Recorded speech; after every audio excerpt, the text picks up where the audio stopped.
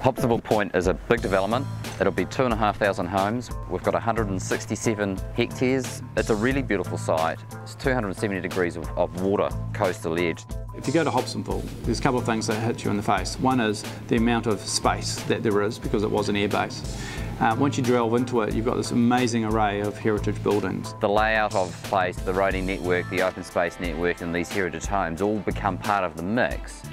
What we've developed here is a framework for the street pattern, allowing a series of different types of housing to be able to develop within it. And the pattern itself is off Freeman's Bay or a Devonport type that allows that sort of an open interpretation to what could be a contemporary Auckland house as a suburban house. So we're talking about things like the openness, the way that it's connected to its surroundings. We're talking about the way that you can use the back garden, the way that you can have a barbecue, you can live, the way that you're protected from the sun or you're protected from the rain.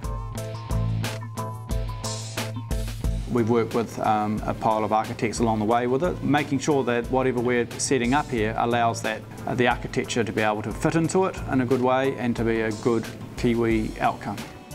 So one of the things that is completely unique about this project is the variety in the housing offer and the variety in the pricing that's available out here. It should be a benchmark of higher density suburban living that Auckland should be aspiring to for the future.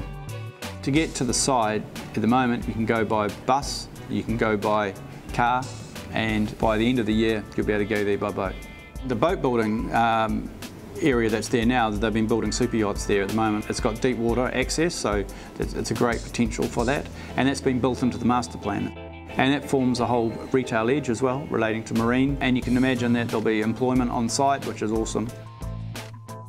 That main spine, the key elements of infrastructure hanging around it are the schools. They'll have a community use as well, so they sort of feed off that spine.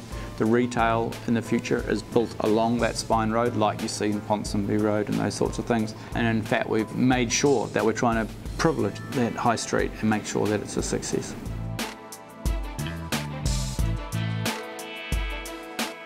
Because it's such an interesting site, there's high expectation that people will be coming here as a weekend destination, like people do to Devonport or that sort of thing.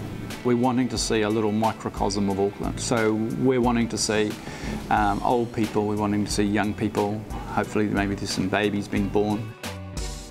We want to see some housing that's affordable and you can get into it and start on the ladder, and we're wanting to see some high-end houses that we all aspire to be part of.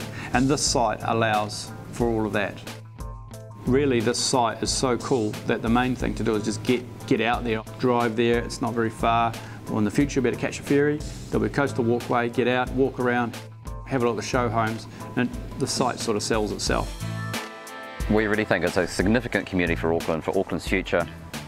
Everything's here. This is probably the last really cool site left on Auckland's waterfront. It's a really great spot, come and have a look.